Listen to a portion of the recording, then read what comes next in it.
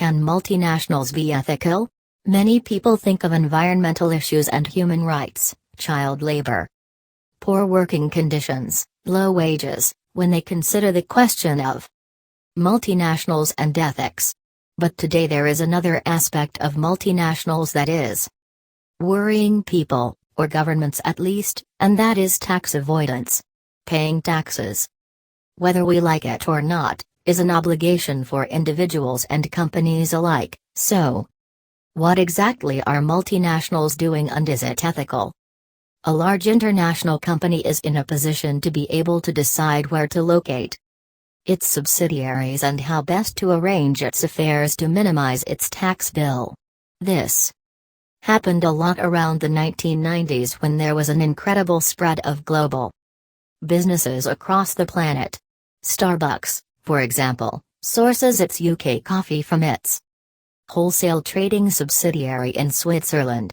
This makes commercial sense as it is cheaper to have one team who sources all of Starbucks coffee, and Switzerland is apparently the center of the world coffee trading business.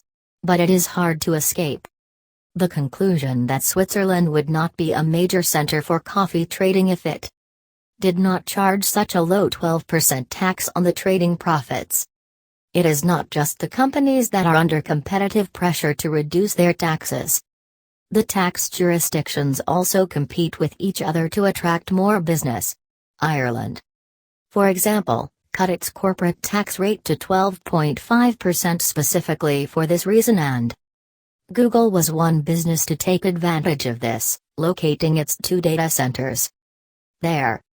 If a company cannot move its business outside a high tax jurisdiction, it still has ways of moving its taxable profits outside the country through a method known as transfer pricing.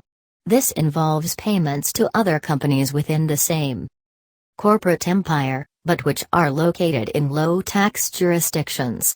Multinationals can overprice the goods and services provided and therefore decrease the taxable profit in one country and move it somewhere else.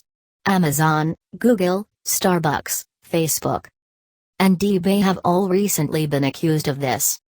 In principle, these kinds of intercompany transactions are perfectly legitimate if they are done at a fair market price.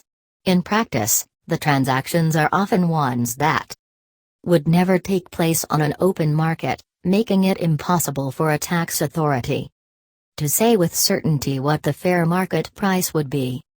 Source: BBC News. Copyright 2012.